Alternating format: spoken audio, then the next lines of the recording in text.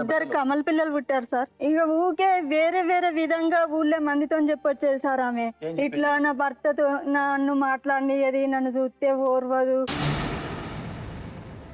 భార్య భర్తతో మాట్లాడినదని అట్లా అపార్థంగా చెప్తా ఉండేది సార్. ఊళ్ళో మాకు ఇంట్లో చిన్న చిన్న గొడవలు వచ్చినాయి.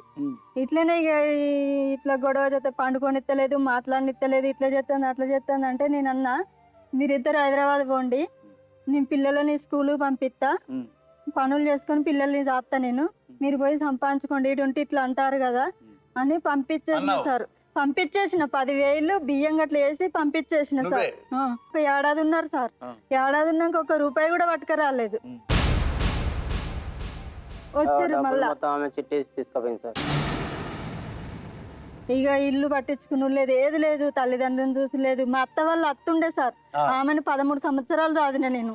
మొత్తం 5-6 లక్షలు అప్పు చేసిండు సార్. మరి గొడవ ఎక్కడ స్టార్ట్ అయింది నీకు కోమలకి?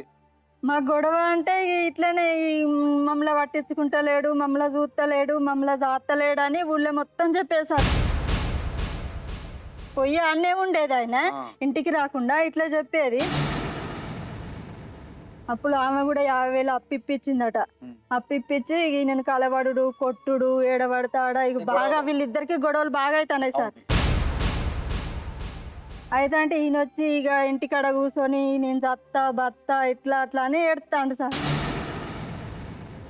ఏడుతా అంటే ఇక మళ్ళీ నాకే బాధ అనిపించి మా బావగారిని ఒక 50,000 అప్పిప్పియండి బావయ్య అంటే, వేరే ఆయన కాడ అప్పిప్పిస్తే అవి మా మామయ్యకి ఇచ్చి ఈయననిచ్చి ఆమె ఇప్పించిన అప్పు కట్టిన సార్. నేనే కట్టినాక ఇక పిల్లలని దగ్గరికి రానిత్తలేదు.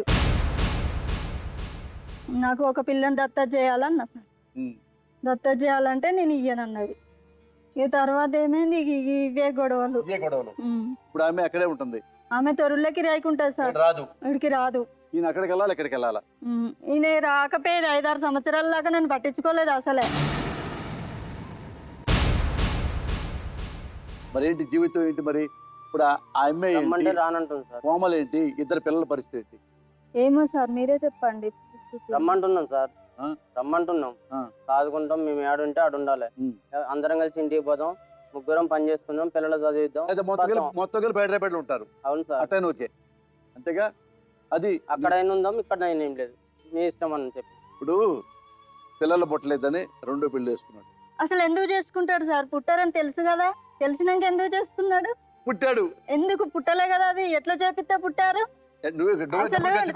నీ అటువంటి వాళ్ళు నన్ను ఎంతమంది ఎన్ని అన్నారు, నేను ఎంత బాధపడి ఉంటా సార్. అప్పుడు నువ్వే డబ్బులు ఖర్చు పెట్టి పిల్ల పుట్టేలా చేసావు. ఆ అమ్మాయి జీవితం ఖరాబ్ కావద్దని చేసినాం సార్. మా జీవితాలు ఖరాబ్ చేసుకొని ఆ అమ్మాయి జీవితం ఇలా నా పిల్లలని పట్టుకొని పోతాను సార్. మీ ఆయన ఒక మాట అడిగా, ఏమయ్యా శోభకి పిల్లలు పుట్టలేదు, వేరే అమ్మాయి చేసుకుంటా అన్నావు, సపోజ్ నీకే పిల్లలు పట్టుకుంటే ఇది ప్రాబ్లం ఉందనుకో, శోభ ఇంకొక మొగుడిని పెళ్లి చేసుకోవచ్చా అని అడిగా. నువ్వు ఇంకేమన్నా చెప్పాలా? ఇంకేమన్నా అబద్ధం చెప్పాలనుకుంటే చెప్పేయి. నేను చూడాలనుకుంటున్నాను నన్ను మోసం చేయడానికి నువ్వు ఎంత నీచానికి దిగజారగలవు అని. ఎందుకు ఆలియా, ఎందుకు నువ్వు ఇలా చేసావు? నీకు తెలుసు కదా నానమ్మ తర్వాత నీ ఒక్కదానిని కదా నేను పూర్తిగా నమ్మేది. ఏమన్నావు నువ్వు? ఈ మధ్య అన్నిటినీ మర్చిపోతున్నావా? అది చాలు. వాటిలో ఉన్న శక్తి విషయాన్ని గ్రహించి మనకు వివరిస్తాయి.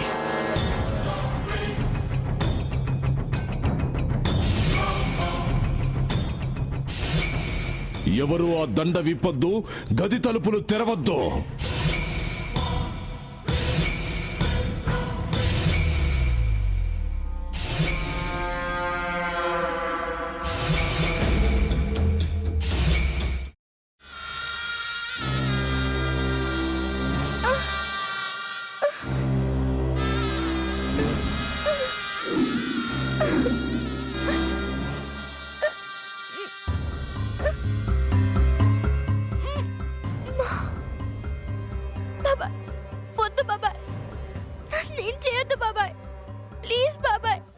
నీకు నిజం తెలిసినప్పుడే నా ఆలోచనలో నువ్వు చచ్చిపోయావు. అబ్బా ప్లీజ్ కొంచెం తినండి ప్లీజ్. భీమారావు గారు మీరా?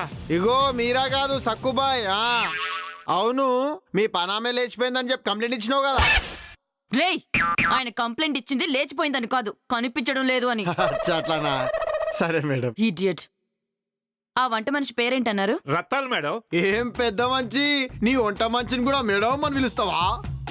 రేయ్ హాఫ్ బ్రెయిన్,